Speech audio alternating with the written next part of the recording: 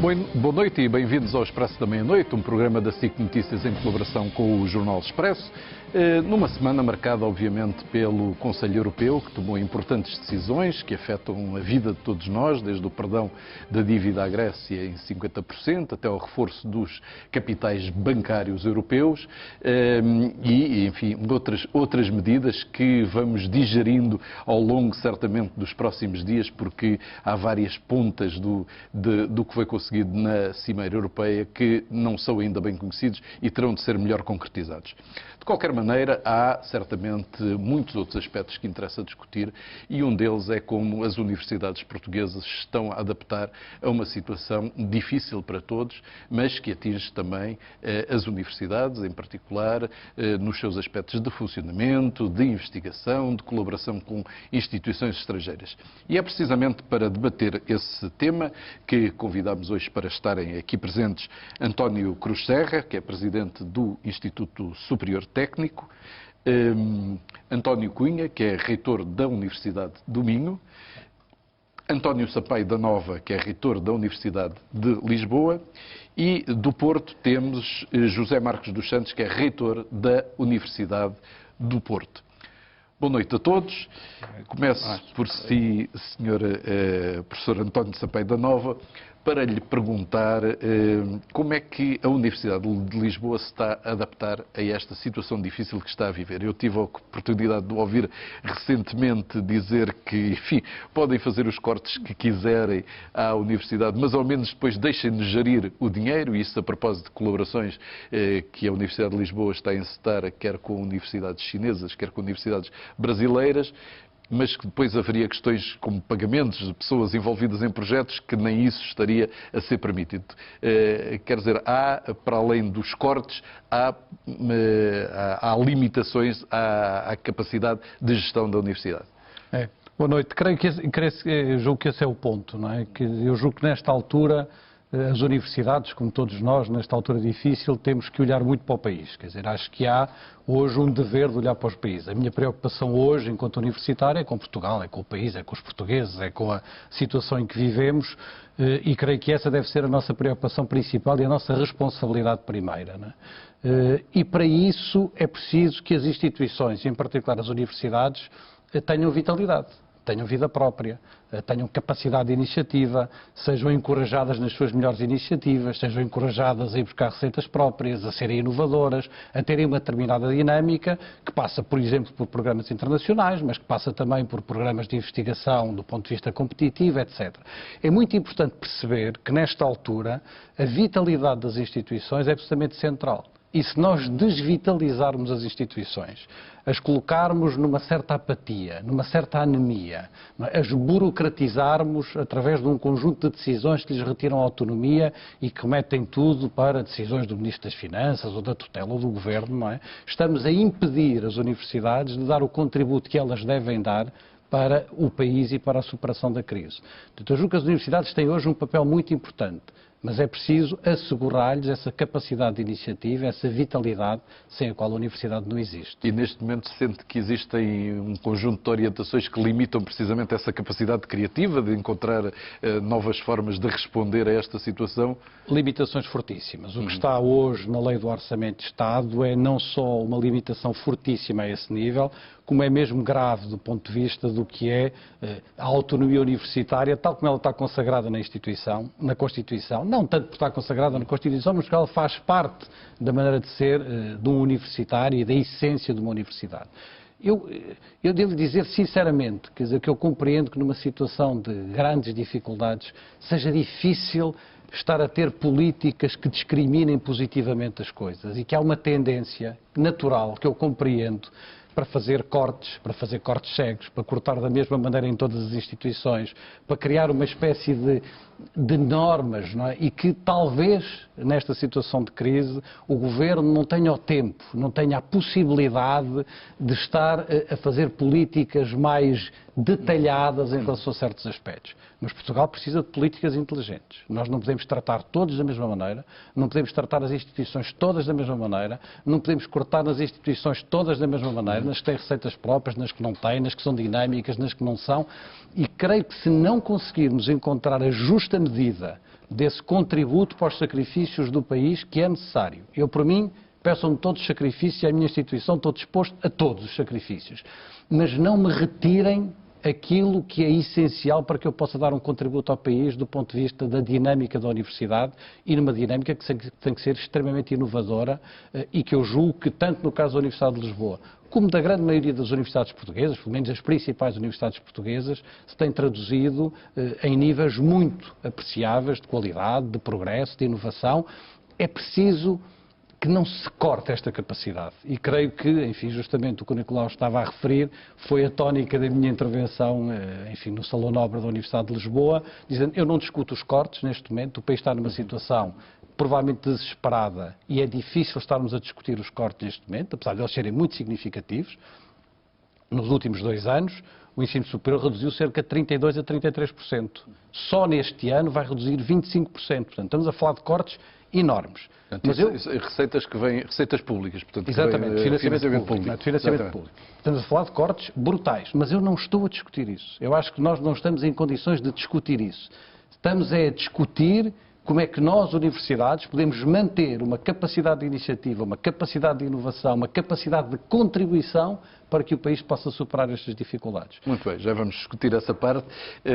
Vamos ao Porto, enfim, falar com o Sr. Reitor da Universidade do Porto e para lhe perguntar como é que na Universidade do Porto, que tem sido apontado como um dos exemplos de dinamismo, de apoio ao empreendedorismo, às startups que saem da Universidade do Porto, como é que se está a viver esta situação na Universidade do Porto? Pois estamos a ver de modo muito semelhante ao que o colega Sampaio da Nova disse agora. Não discutimos os cortes, entendemos que os cortes são de facto hoje em dia necessários. O que nós não entendemos é os obstáculos que se levantam para para que a burocracia seja reduzida e não aumentada como está a acontecer com a proposta da lei do orçamento. O que nós temos vindo a constatar é que o regime fundacional que tínhamos adquirido há 2 anos tinha sido excepcionalmente positivo, no sentido de facilitar a burocracia que normalmente existe na função pública, e este ano estamos a ser surpreendidos com um retorno, na nossa ótica, a regime de autonomia anterior à primeira lei de autonomia de 1988. Com a contratação de recursos humanos a ter que ser autorizada caso a caso pelo Ministério da Educação e das Finanças, com o retorno à gestão financeira anterior ao regime fundacional, e isto é que nos está a preocupar seriamente, porque é importante compreender que, embora nós entendamos que o país está numa situação complicada, mas as universidades hoje estão num meio de grande competição internacional, por estudantes, por recursos, por docentes e investigadores, e não podem demorar 1 ano a contratar um recurso humano, não podem estar impedidas de contratar recursos humanos para projetos financiados, por exemplo, na União Europeia, que financia, portanto não custa nada ao Estado português. E nós, olhando para as propostas que estão na lei de orçamento, acreditamos que vai haver ainda um rebate de consciência, que isto vai ser alterado, que não é complicando a burocracia que nós vamos ter déficits menores, pelo contrário, isto vai custar dinheiro, vai perder eficiência e eficácia do funcionamento das universidades e vai ser um entrave enorme à produção e à criação de receitas próprias e à sua utilização adequadamente no nosso funcionamento normal. Portanto, Sr. Marcos dos Santos, diga-me uma coisa, o caminho que a Universidade do Porto iniciou há 2 anos, face a esta situação que existe atualmente e que estava a caracterizar, pode levá-lo a repensar esse caminho que tinha sido iniciado? De maneira nenhuma. Eu penso que esse caminho é o correto. O que nós estamos a tentar é evitar que nos retirem esse caminho. Tanto mais que na legislação que criou a Fundação estava previsto um período experimental de 5 anos com uma avaliação ao fim de 5 anos. Acontece que, no meio, nós nem somos avaliados e é-nos retirado grande parte das características de funcionamento deste regime sem qualquer verificação do que estamos a fazer. E é fácil de verificar que o que estamos a fazer está bem feito, tem sido bem feito, tem tido resultados positivos e, na minha ótica, o que se devia era simplificar também a todas as universidades o regime de funcionamento. Não podemos tratar as universidades como simples representações públicas, por muito respeito que nos mereçam as representações públicas, obviamente, mas nós estamos num meio totalmente diferente do que o meio em que se movem as representações públicas. Como disse há pouco, um meio de grande competição internacional. E isso esperamos nós que os nossos governantes olhem para esse facto e sejam, digamos, capazes de retirar da lei da proposta da lei do orçamento estes pontos negativos de criação, como disse, de nova burocracia e mais de perda de verbas só para manter a burocracia a funcionar. Portanto, só para dar um exemplo, no nosso caso, uma vez que voltamos ao período orçamental do Estado, vamos ter que fazer, aparentemente, a gestão financeira da contabilidade pública, vai nos obrigar a comprar uma nova aplicação que nós já tínhamos abandonado de vez e vai nos obrigar a ter 3 ou 4 pessoas só para reclassificar documentos que tinham na contabilidade patrimonial, sem qualquer efeito. É só perder dinheiro, portanto, é só gastar verbas sem qualquer utilidade. Portanto, é isso que nos faz, no fundo, desmotiva as pessoas, é isso que faz pensar que algo não está a ser bem equacionado e que nós gostaríamos de, digamos, de alertar, e temos alertado os governantes, temos, enfim, desmultiplicado em reuniões e em cartas, e aqui o Conselho de Curadores, o Conselho e o Conselho Geral têm feito um trabalho excelente, que se tem empenhado na defesa dos interesses da Universidade, que, volto a dizer, não são interesses para recuperar cortes, não, nós sabemos que temos que fazê-lo, mas para que não sobrecarreguem a burocracia. Mesmo com os cortes, eu queria também dizer algo que me parece que é importante, se me permite. É que os cortes têm vindo a acontecer e nós somos entidade pública, somos financiados pelo Estado. As propinas têm valores fixados. Portanto, nós não temos liberdade e neste momento não me parece que seja por aí que devemos ir. Ora, significa que há um limite até onde os cortes podem ir, abaixo dos quais deixa de ser possível funcionar. Portanto, eu acho também que aqui é preciso equacionar no futuro que há aqui instrumentos a que nós não temos acesso, que nos impedem de poder depois funcionar se os cortes forem abaixo de certos limites. E muito bem. Creio que estamos a chegar próximo do limite que é possível, não é? Sim, senhor. Deixe-me dar uma informação que devia ter dado logo de início. Nós convidámos também para este debate o Sr. Secretário de Estado do Ensino Superior, que disse que declinou o convite, dizendo que não era a altura, neste momento ainda, para dar explicações. Eu vou perguntar agora ao professor António Cruz Serra, que é Presidente do Instituto Superior Técnico, como é que também no técnico se está a viver esta situação. Pois, Nicolau, eu temo que nos vá ouvir dizer a todos a mesma coisa. E o fundamental é nós estamos a ter uma perda de autonomia que tem um efeito muito perverso no funcionamento das universidades portuguesas e que terá o efeito contrário àquilo que o Dr. Vítor Gaspar quer fazer, que é dar cabo do déficit das contas públicas. E para lhe explicar isto, eu vou voltar um bocadinho atrás e tenho que lhe explicar o nosso modelo de funcionamento para se perceber como é que o ataque à nossa autonomia faz com que tenhamos uma execução que vai prejudicar o déficit das contas públicas. E primeiro queria lhe dizer que a Universidade... O professor Vítor Gaspar esteja a ouvir isto também. A Universidade Portuguesa, o técnico por quem eu falo em particular, mas todos nós, estamos solidários com o esforço do país para regularmos as contas públicas. E muitos de nós não conseguem compreender como é que se chegou a uma situação destas. E devo dizer que nós temos muita experiência desta contribuição, porque acabou de ser dito, já não sei se foi pelo António Nova, se foi pelo Marcos Santos, mas nós nos 2 últimos anos tivemos uma descida de dotação de 33%. E todos sabem também que durante estes 2 anos há uma descida significativa dos vencimentos dos funcionários públicos e, portanto, esse valor deve ser abatido dos 33%. No entanto, é muito curioso... Os professores também foram atingidos. Claro, naturalmente, com o 10º mês, 14º, os 10% do ano passado que se repetirão este ano, e, portanto, há uma descida de cerca de 25% dos salários. Mas, se nós voltarmos atrás, nós conseguimos situar em 2006 um ano em que a massa salarial é equivalente à de 2012. É muito curioso porque o custo do pessoal nesse ano é o mesmo de 2012 por uma razão muito simples. Desde essa altura, além dos cortes que fomos sujeitos do ponto de vista dos vencimentos, as universidades tiveram que suportar 15% da Caixa Geral de Apresentações, mais os aumentos que houve entretanto. Portanto, o ano certo para fazer comparação com o que está a acontecer nas universidades portuguesas é o ano 2006. E o ano 2006 é um ano em que, quando comparado com o ano 2012, temos uma descida de 25% na dotação do Orçamento de Estado para as universidades portuguesas. Eu devo-lhe dizer que, no caso do Instituto Superior Técnico, é preciso recuarmos ao ano de 1996 para termos uma dotação do Orçamento de Estado inferior à de 2012. E nós não compreendemos como é que, estando nós a adaptarmos e aumentar a eficiência do sistema desde 2006 até agora, não compreendemos porque é que o esforço, 25% de redução, se tivesse sido aplicado a toda a administração pública, se não tivesse havido todas estas coisas a que temos a assistir sobre a Madeira, etc., seguramente que já estávamos com superávit. E as universidades portuguesas e as mais competitivas, eu falo pelo técnico, o técnico é uma escola muito especial, não podemos extrapolar o modelo do técnico para o resto da universidade, porque naturalmente a capacidade de gerar receitas próprias é diferente numa escola de engenharia e numa grande escola de engenharia do resto do sistema.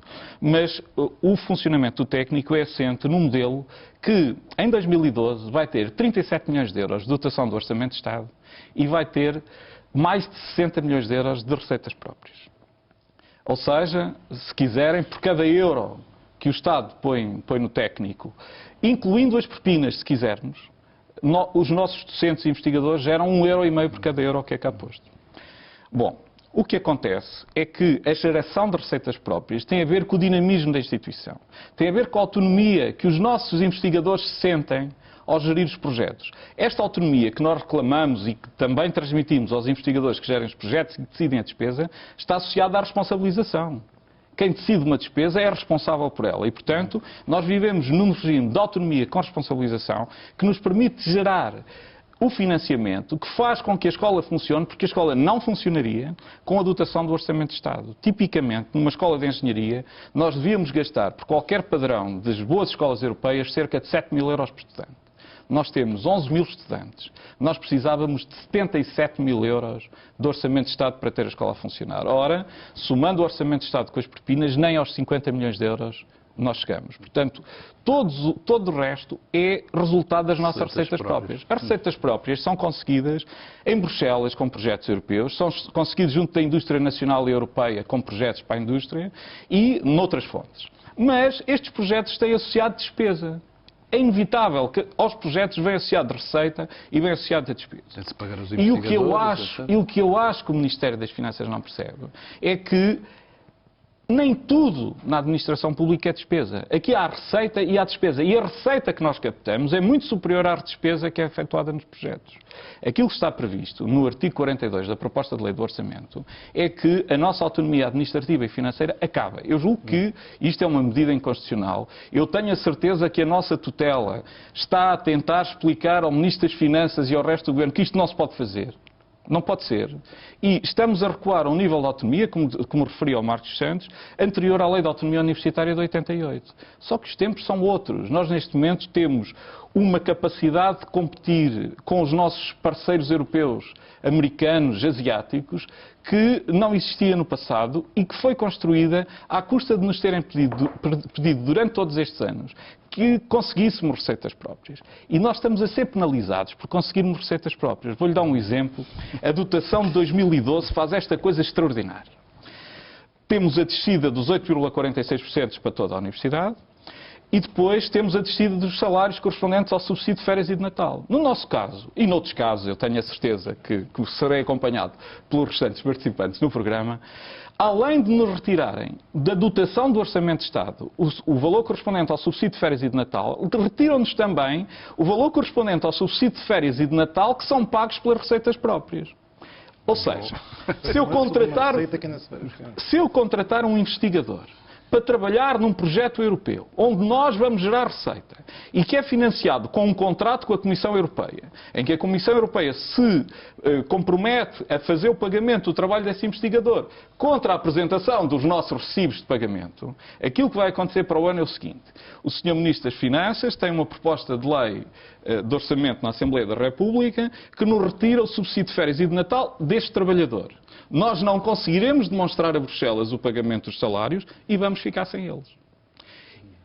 E, portanto, isto é uma penalização insuportável. Eu devo dizer, eu sei que a questão da autonomia é a questão central. Esta é a questão central, mas eu não posso deixar de dizer que a situação da Universidade Portuguesa me faz lembrar a história do cavalo inglês.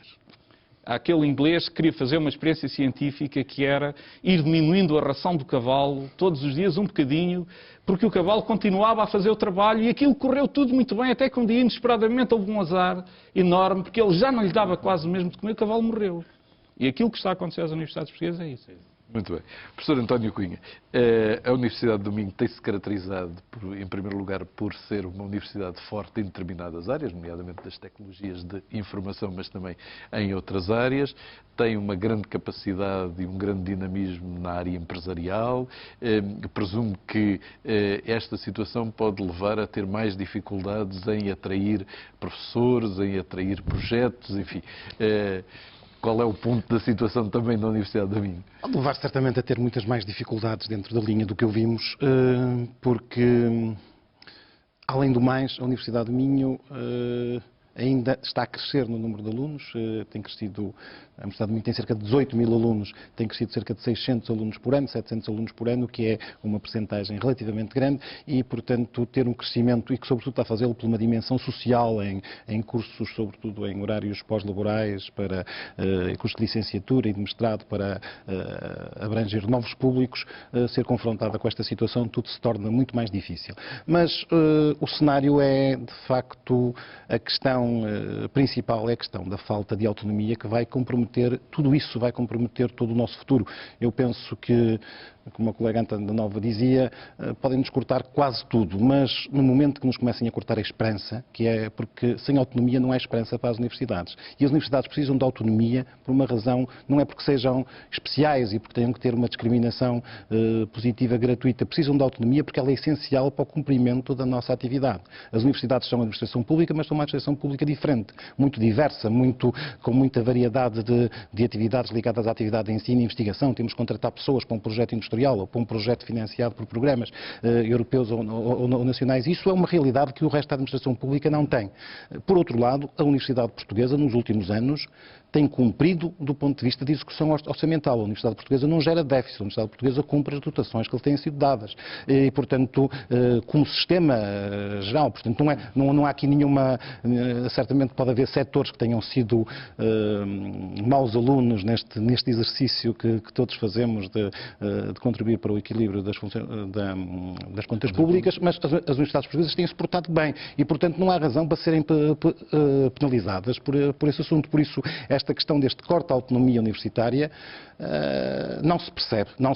É algo grave, mas além do mais é algo extremamente desmotivador para toda a comunidade académica. E não sei como há de perceber que é muito difícil nós estarmos a motivar toda uma comunidade académica a quem pagamos menos, a quem retiramos subsídios de vária ordem, a quem o salário é reduzido, a quem há outras diversas regalias que são retiradas e nós temos que pedir a essas pessoas que trabalhem mais, que gerem mais receitas, que consigam mais projetos no contexto nacional e europeu. E dizemos, mas...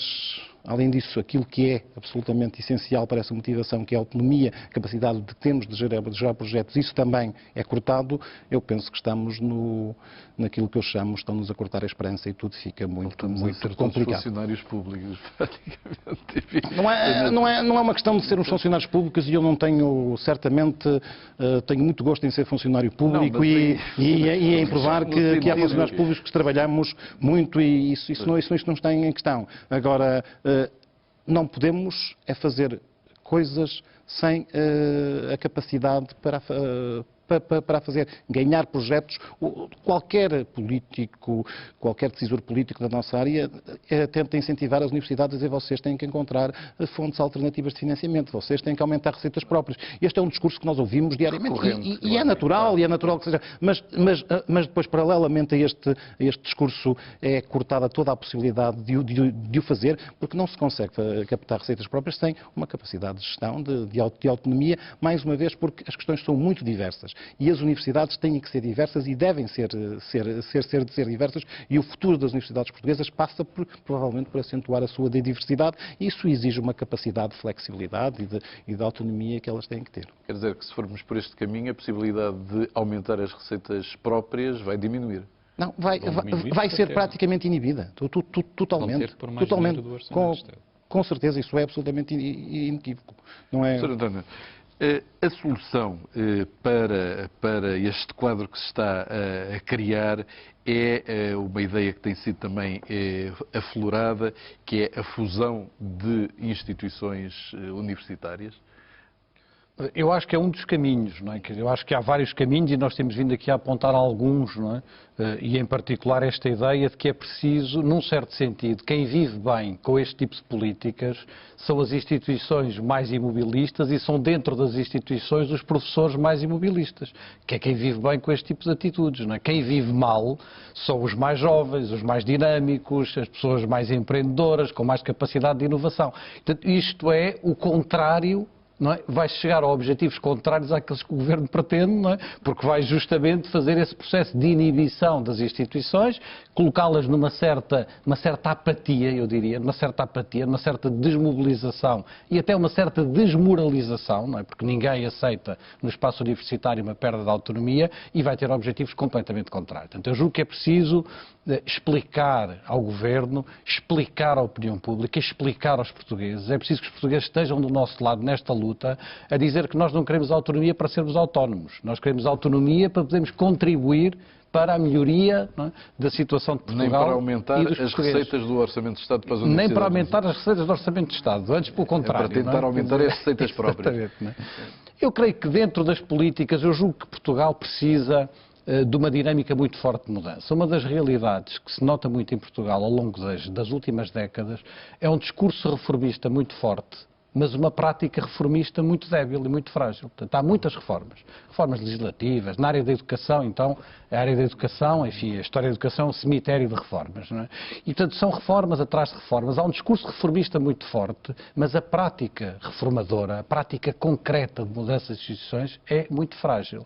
E eu creio que é preciso caminhar com coragem nesse sentido. Estamos numa fase em que isto não pode ficar na mesma. Quer dizer, a estrutura, não é, do país e a estrutura universitária também não pode ficar na mesma.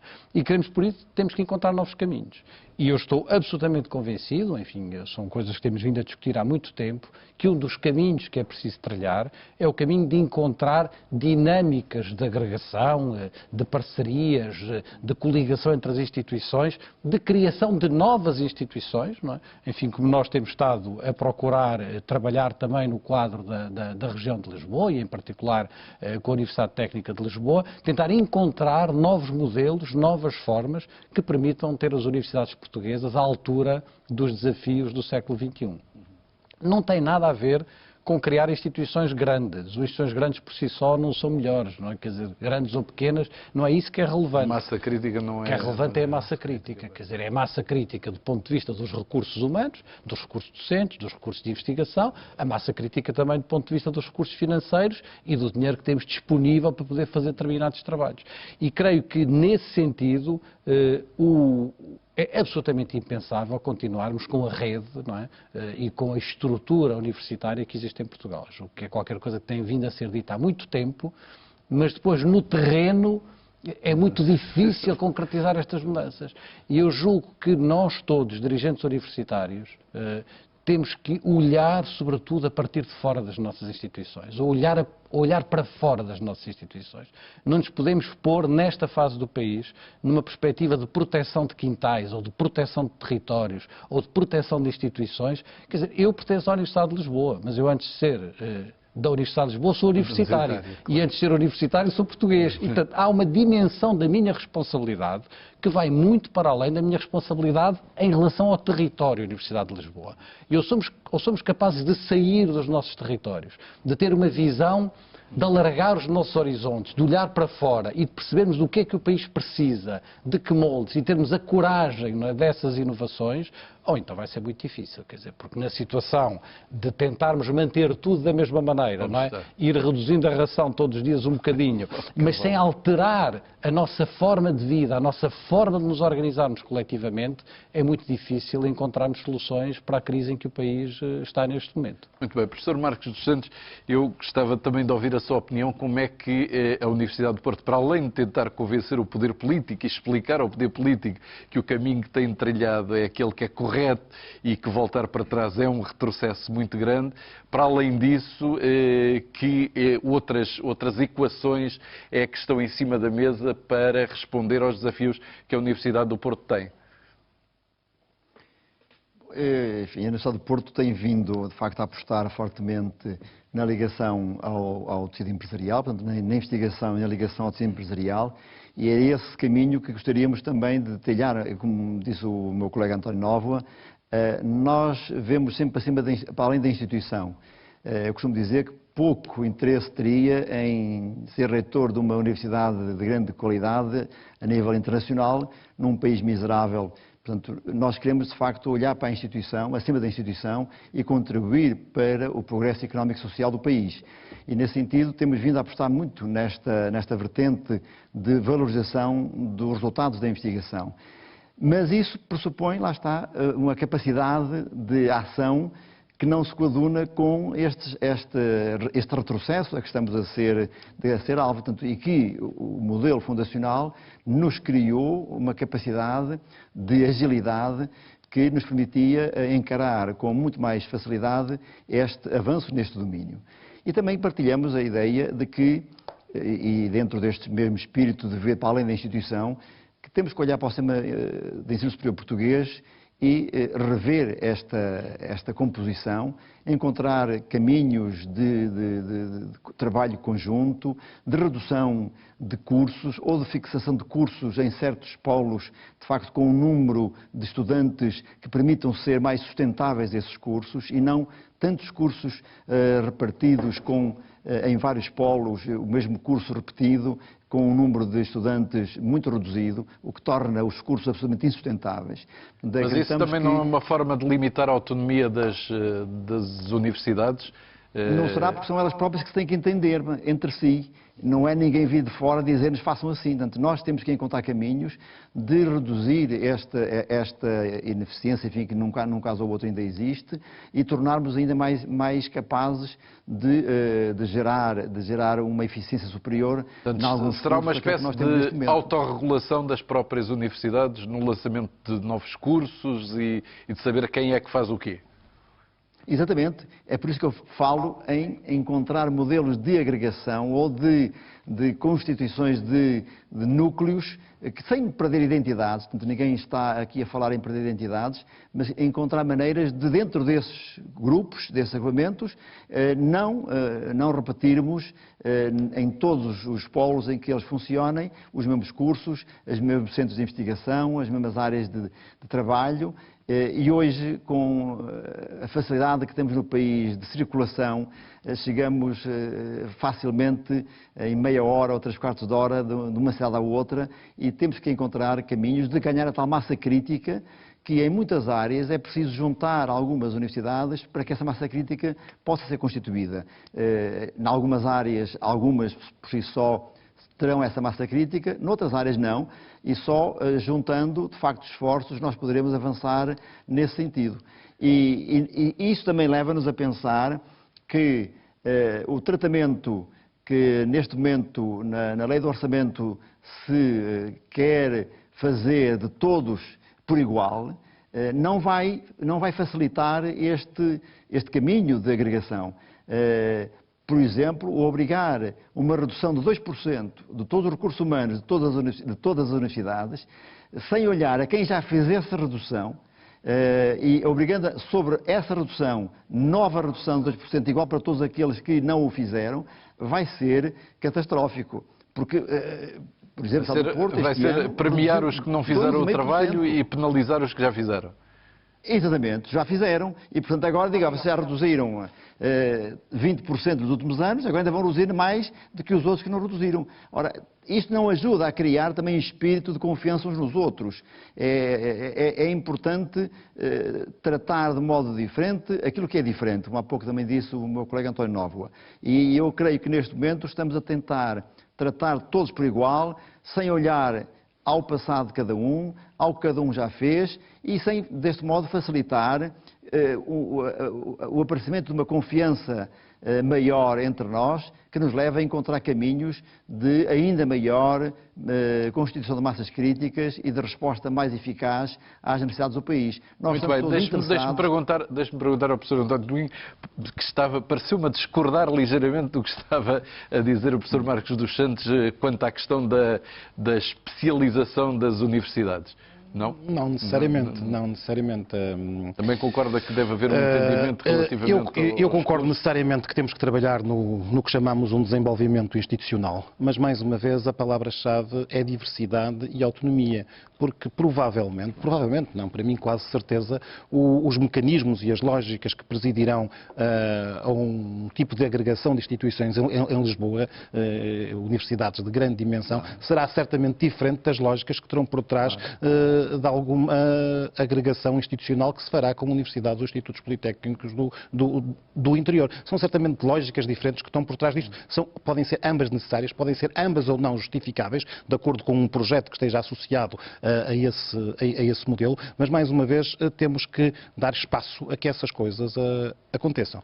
Muito, muito importante é haver drivers, é haver lógicas claras para que isso aconteça. E o premiar o desempenho, como disse o José Carlos Marcos dos Santos, é certamente algo essencial, algo que não se tem feito em relação à gestão universitária, é premiar o desempenho. Uma universidade que tem um melhor desempenho, outra que tem um pior desempenho, sofre o mesmo tipo de corte ou de redução no ano seguinte. E isso, portanto, não contribui de maneira nenhuma para a criação desta lógica. O Ministro das Finanças veio dizer que, que se está numa situação em que os cortes terão de ser cegos nesta altura. Parece-me também que é muito importante que esse exercício de desenvolvimento institucional seja feito, de agregação, mas também esse exercício não pode,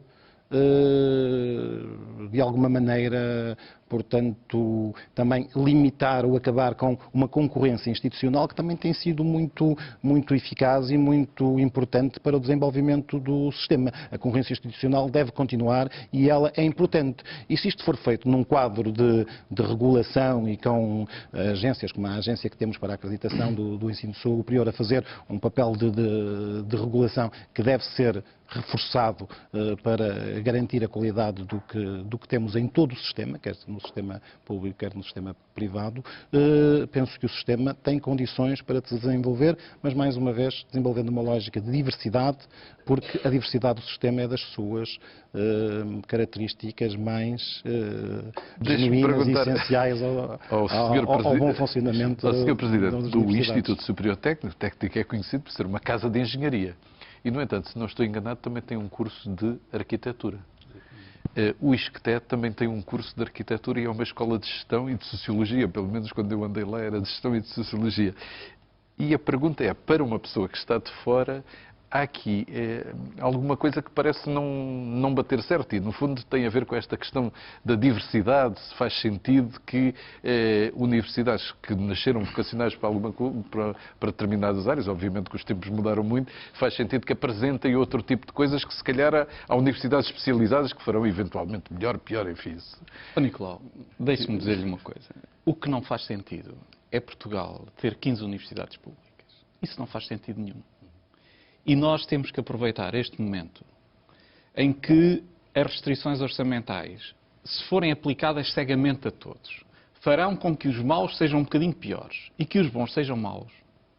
Temos que aproveitar este momento para reorganizar o sistema de ensino superior português. Não tem nenhum sentido termos 15 universidades públicas, é o número mais alto da Europa. Temos aí uns 20 politécnicos. É preciso mexer no sistema e é o momento de mexer no sistema. Naturalmente que nós temos que financiar o sistema, e isso estava por trás da intervenção do professor Marcos Santos e do António Cunha, Nós temos que financiar o sistema em função do desempenho. Não tem nenhum sentido nós distribuirmos o corte cegamente pelo sistema todo. Nós temos que ser capazes de financiar melhor os melhores e pior os que não são tão bons. Mas, ou seja, não há nenhuma tradição na administração portuguesa de fazer isso. Mas na Universidade Portuguesa há e tem que haver esta cultura. E a cultura da Universidade é uma cultura que difere da cultura da administração pública. E quando nós falamos das receitas próprias, da necessidade de termos autonomia, estamos a falar também desta cultura.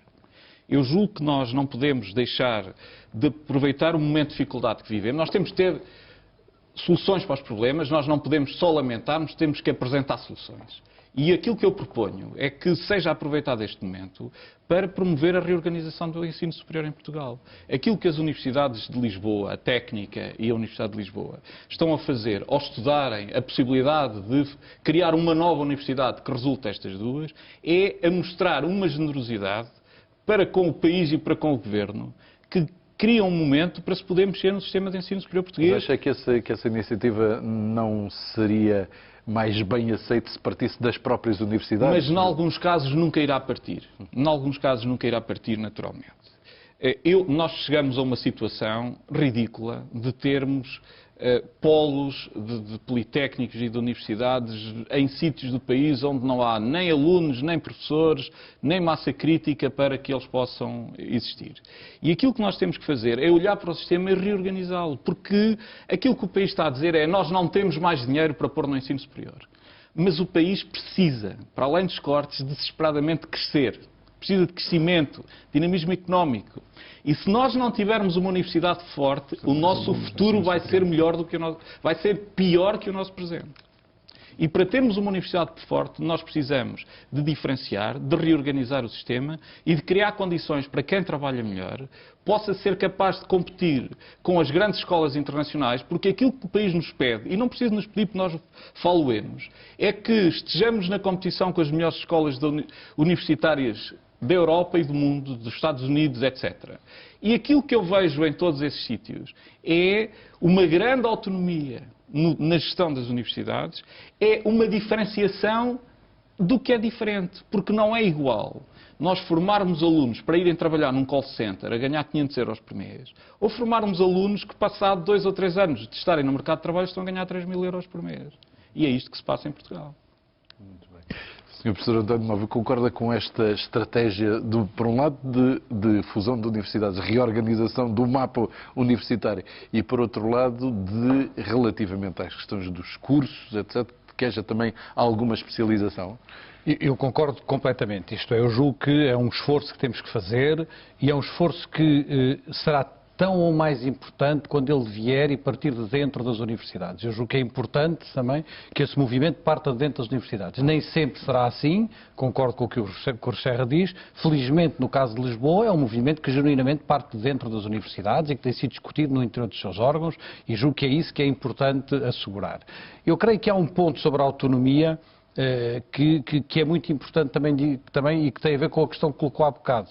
As universidades nunca reagiram, entre aspas, a uma perda de autonomia, quando essa autonomia é feita através de critérios de qualidade ou de avaliação externa, etc., que é o caso dos cursos. Antes, pelo contrário, eu acho que aqui tem que haver uma regulação do Estado e que o Estado tem que estar mais presente nesta regulação, através de critérios de avaliação, através de critérios de acreditação, através de critérios rigorosos sobre essa matéria. Não é neste aspecto que nós discordamos de uma perda de autonomia. É na nossa capacidade de iniciativa, do ponto de vista de tudo aquilo que já falamos agora, e também do ponto de vista de conseguirmos ter uma produtividade, não é, que o país necessita e que as nossas universidades necessitam. E também de um outro ponto de vista, que para nós é essencial, se me perguntasse o que é mais dramático para mim como reitor ao longo destes últimos anos, aquelas perguntas sempre difíceis, o que é que lhe custa mais, não é?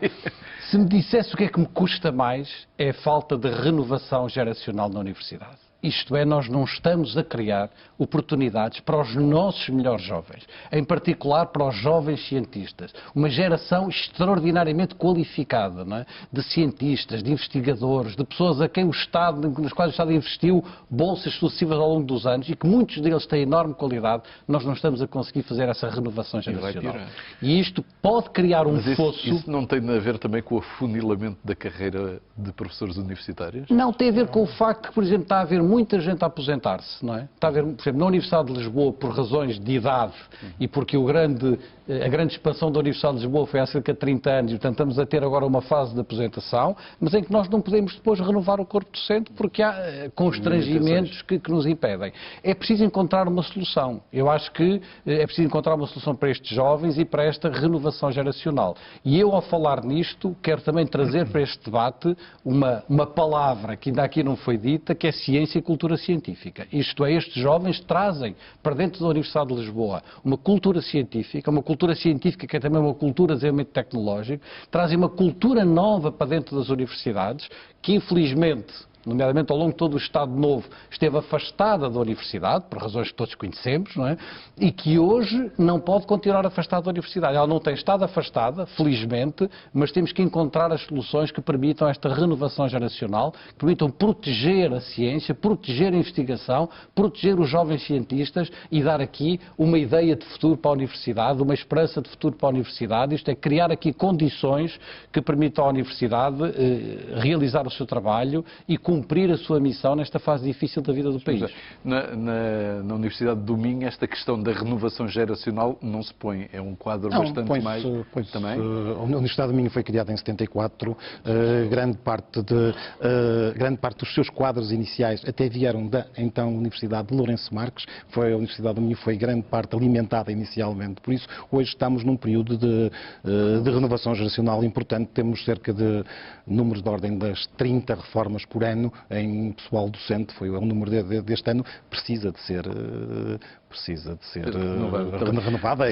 Exatamente, não tem qualquer alternativa. Professor Marcos dos Santos, também esta questão também é importante no Porto, esta questão da renovação dos quadros universitários? Com certeza que sim, e estamos a assistir agora, nos últimos anos, de facto, a uma saída grande por apresentação, e vai acontecer nos próximos 5 anos uma grande saída, e de professores, e temos investigadores jovens de grande qualidade que têm dificuldade em ingressar na vida académica, exatamente pelas dificuldades que estamos a viver neste momento e que nos próximos anos, por aquilo que se vier a confirmar estas tristes notícias que vem na proposta da lei de orçamento, muito mais difícil vai ser de fazer essa renovação e que consideramos que é absolutamente fundamental para que as universidades se preparem para esta competição cada vez mais forte internacionalmente, portanto já não é só com a Europa. Sim, senhora, e com o resto do mundo, não é? Estamos mesmo a chegar ao fim. Eu vou perguntar ao professor António Serra, para acabar, precisamente esta questão da renovação, da oferta, do trabalho com outras universidades. Tudo isto não sensibiliza o poder político precisamente para que é danoso limitar a autonomia das universidades? Pois, eu julgo que ainda não se percebeu que este é de facto um dos maiores problemas da Universidade Portuguesa. O envelhecimento do corpo docente é generalizado por uma razão simples. É porque durante a última década praticamente a Universidade não conseguiu fazer recrutamento, porque nós estamos a ajustar-nos há muito tempo. E vai piorar. A má notícia é que vai piorar, porque vamos ficar mais velhos do que estamos, porque alguns dos nossos melhores quadros vão sair por causa dos cortes dos subsídios de férias e de Natal.